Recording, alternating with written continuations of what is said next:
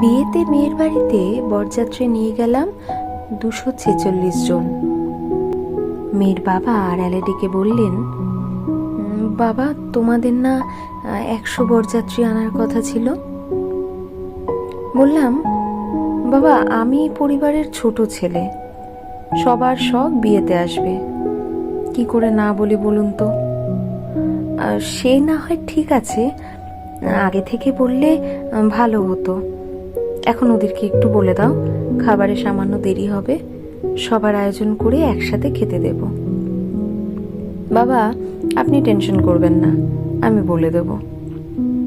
বিয়েতে আত্মীয় স্বজন বন্ধু বান্ধব কাউকেই আনা বাদ রাখিনি। সবাই তো কাছের মানুষ, কাকে রেখে কাকে বাদ দেই। বিয়ে হয়ে গেল। বছর ফিরতে স্ত্রীর ডেলিভারি। হসপিটালে আমার রুদ্ধশ্বাস, এই নেগেটিভ রক্তের অভাব। আত্মীয় স্বজন অনেকের সাথেই রক্ত মিলে যায়, তারা বাহানা দিয়ে এড়িয়ে গেল। রিকশায় উঠে রওনা হলাম কলেজগুলোর উদ্দেশ্যে। সেখানে রক্ত জোগাড় করার স্বেচ্ছাসেবী কমিটির ছেলেমেয়েরা থাকে, ওদের বললে যদি কোনো উপায় হয়।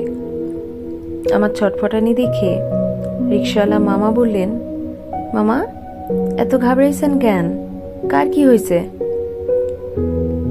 রক্ত লাগবে, জোগাড় হয়নি, স্ত্রীর ডেলিভারি। কি রক্ত লাগবো? এই নেগেটিভ। মামা আমার তো এই রক্ত, আমার কাছে রক্ত নেবেন?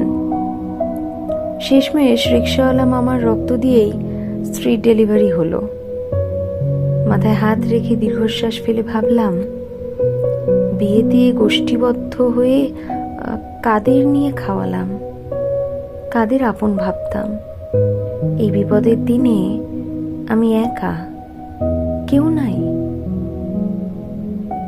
রিকশাওয়ালা মামার নাম্বার নিয়ে রাখলাম। বাড়িতে ভালো মন্দ রান্না হলে তাকে ডেকে খাওয়াই, সে আপনজন।